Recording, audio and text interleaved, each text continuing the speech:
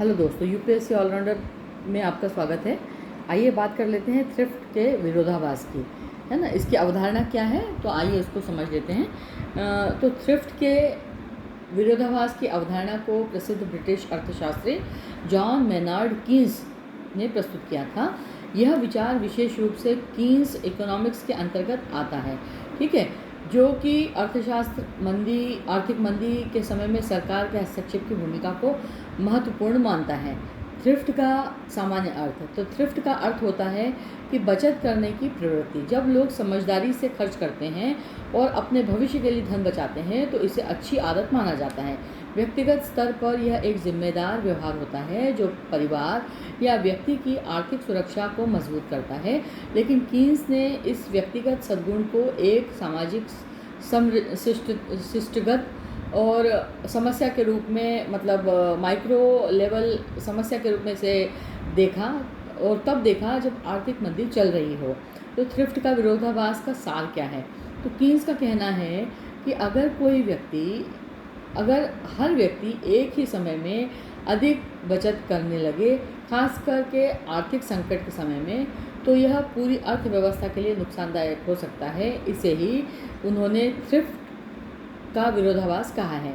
यह विचार में मतलब विरोधाभास क्या है?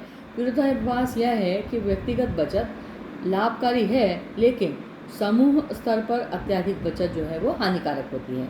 उदाहरण के लिए इसे कैसे समझ सकते हैं? मान लीजिए कि समाज में 100 लोग हैं और वे सभी अपने खर्च में कटौती करके अधिक बचत करने लगते हैं, तो वे कम खरीदारी करते हैं, कम सेवाएं लेते हैं और अपने पैसे को खर्च करने की बजाय जमा करना शुरू कर देते हैं। इसका परिणाम क्या होगा?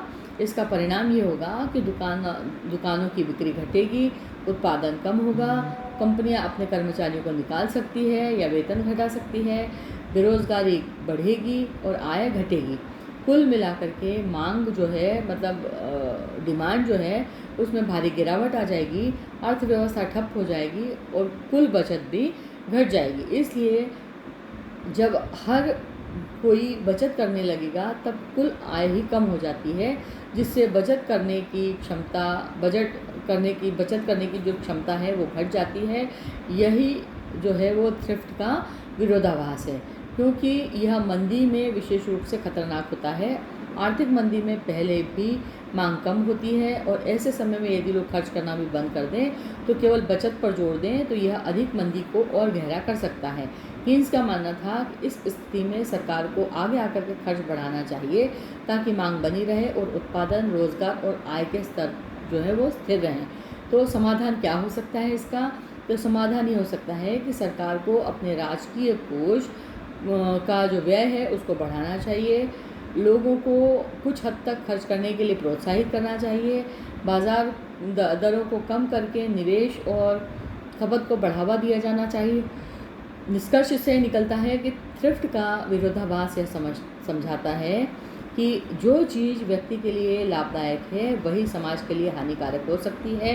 यदि सभी एक साथ वही करें तो, है ना। कीन्स ने इस विचार के माध्यम से यह बताया है कि आर्थिक नीति बनाते समय व्यक्तिगत व्यवहारों की समदृष्टता के प्रभाव को उसको समझना अत्यंत आवश्यक है।